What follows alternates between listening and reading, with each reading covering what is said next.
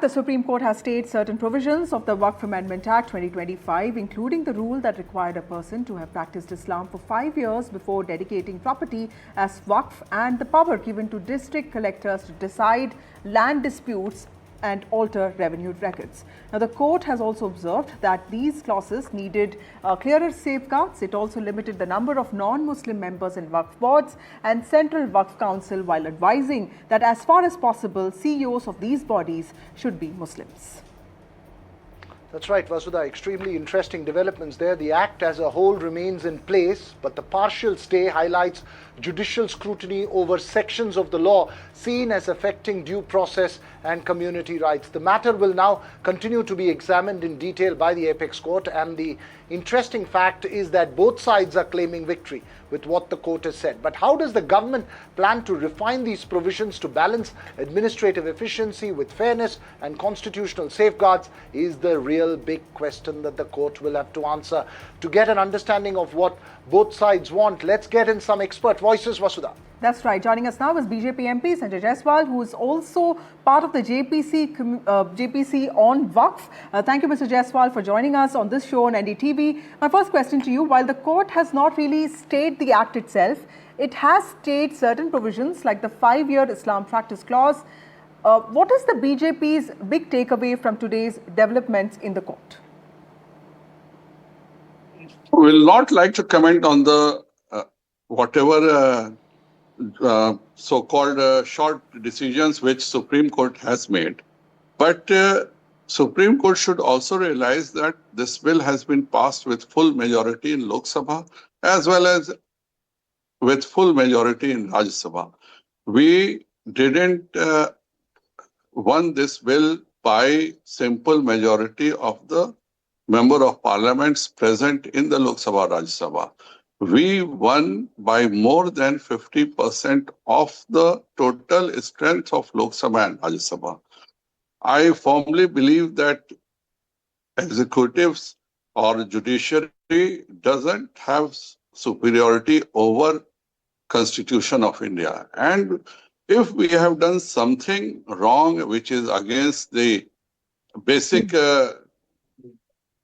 judgments of Constitution, then Supreme Court should have interfered. Though I will not say that they have stopped us for all the decisions. The decision which is 5 years practicing Islam was debated in a quite length in our Waqf JPC. But ultimately we all decided that there should be some sanctity of the person.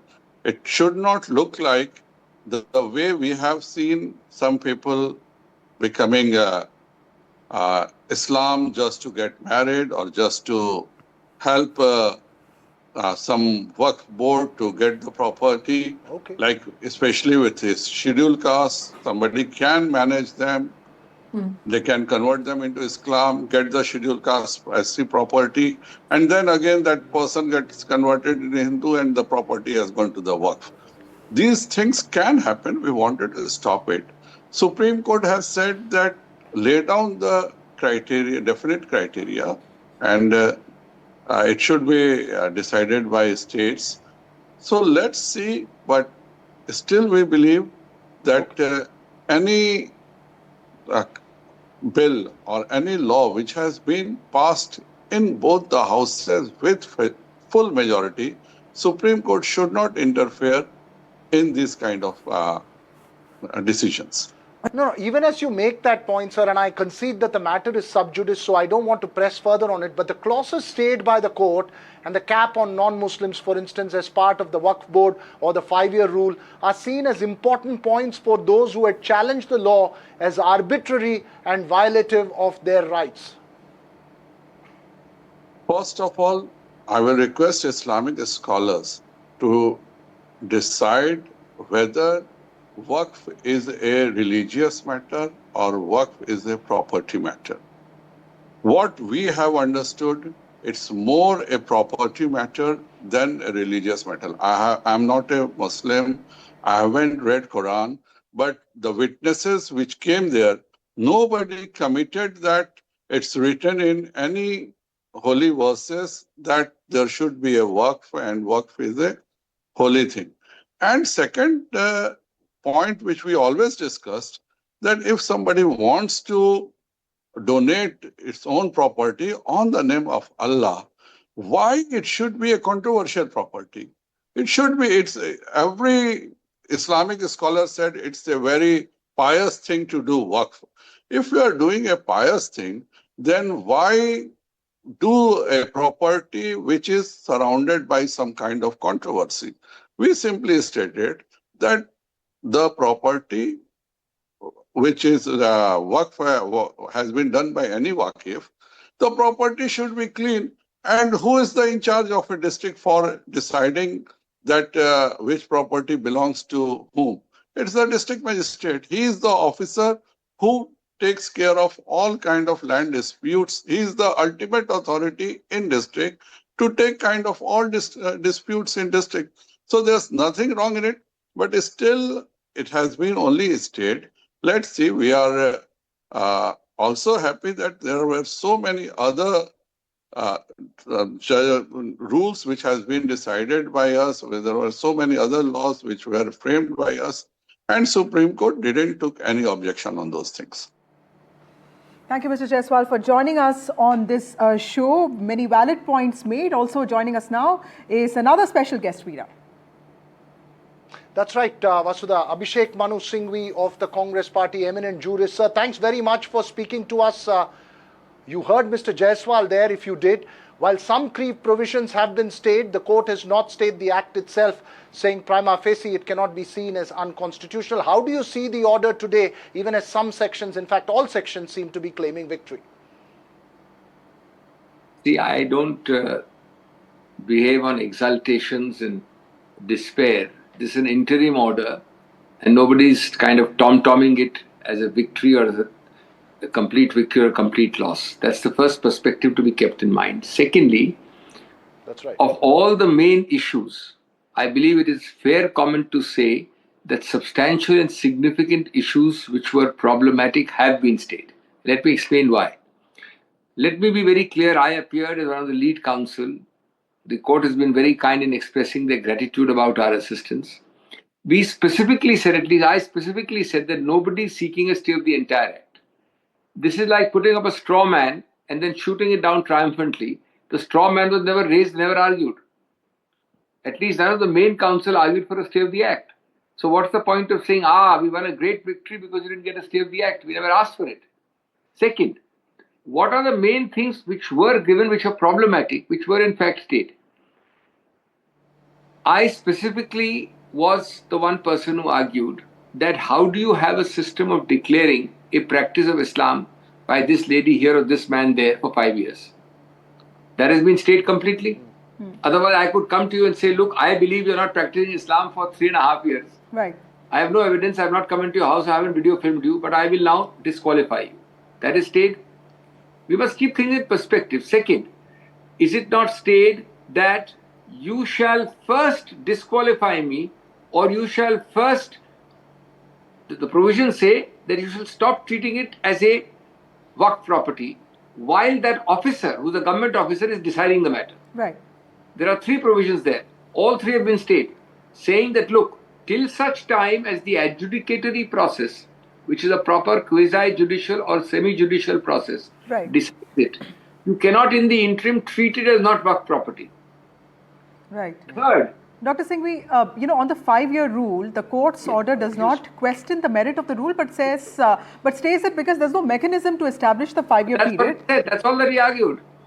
So how do you see that? Also, the number of non-Muslims in Waqf boards being capped to 4. How do you see that? So I haven't completed my points. The next major point we argued, because you're asking us how much we've lost, how much we won, was that here was a very deeply religious body converted into a non-Muslim body.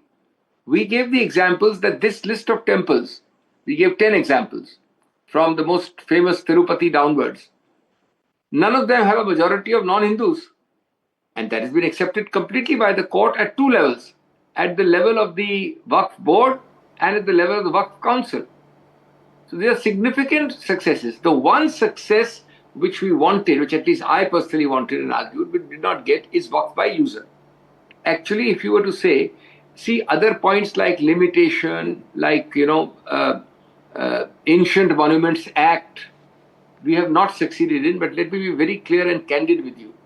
They were not major issues pressed. The one major issue which I would have thought the court should have stayed but did not was Waqf by user. Okay. I had specifically argued, I'll take half a minute more, that right from the Ayodhya judgment, which in turn cites 100-year-old judgments, which say that you have always in the Supreme Court and elsewhere recognized a concept of customary or Waqf by user entities. Now that judgment was very compelling and persuasive according to us. We cited it, we argued it, but the court has, unfortunately for the interim, not accepted it. I think that could be counted as a bit of a setback. Okay. But it's an interim order. The issue is completely open for the same issue being held in our favor in the final hearing. But really, if you take the balance sheet as you are doing, right, every major issue has been in fact considered in the conclusion section, largely in our favor, which were irritants. The points we have lost, Waqf by user, is my biggest regret. Okay. I don't think I put in that list Limitation Act, registration. Registration, for example, is a non-invasive activity. If the other things which accompany registration, namely non-Muslim majority, namely declaring the Waqf not to be Waqf till I decide your status, etc., that have all been held in our favor. No, you're making a very important nuanced point, and absolutely, sir, I concede that this is purely an interim order. One cannot claim victory or defeat at this stage. It's possibly a partial move forward. I also want to draw your attention when you are listing out the balance sheet that way. What about the issue of capping of non-Muslim members in Waqf boards and also allowing that as far as possible, the head of it should be a Muslim? I think that's a very, very important issue. That issue is an issue which changes the character of the religious / spiritual institution, the origin of which leads to the Waqf. I think it was a wrong provision, but I think the court has fully protected us. That's why I said that all the major irritants have led to protection, barring Waqf by user, which I will concede for the interim we have not succeeded in. But as I said, you should not see this in terms of exultation and despair. I think it's fair to say that there are significant, I'm changing your formulation and giving my own formulation. There are significant victories in that those which actually affected us on the ground till the matter is finally decided, we have succeeded, I would say, in 80%. The issues on which we have not succeeded were not of great importance. They were relatively peripheral. Many did not even argue it, save and except Waqf by user, which was argued frontally and which we have not succeeded in. Right.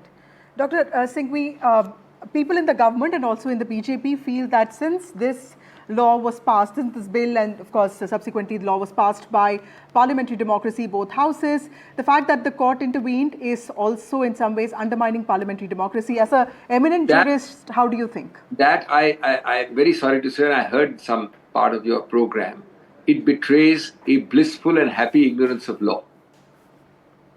Obviously, the people who are saying this have no idea of how our legal system functions. Let me take 30 seconds to tell you. Do you find laws being struck down every day or not? Number one. Number two, do you know that our constitutional courts have the power of judicial review? Number three, do you know that they have the power of judicial review of not only executive action but legislation? Number four, it is elementary and elemental that in a constitutionally governed dynamic court like ours, whose power of judicial review exceeds any other apex court on planet Earth, you can strike down legislation on the ground that it violates the Constitution. Is not every legislation passed by parliamentary majority? If this ridiculous argument was correct that the courts would be supine and impotent to touch any legislation passed by any parliament or state assembly at any point of time. And lastly, those esteemed friends who are talking about this on your channel elsewhere, forget that the Indian Supreme Court has a power which no other apex court has.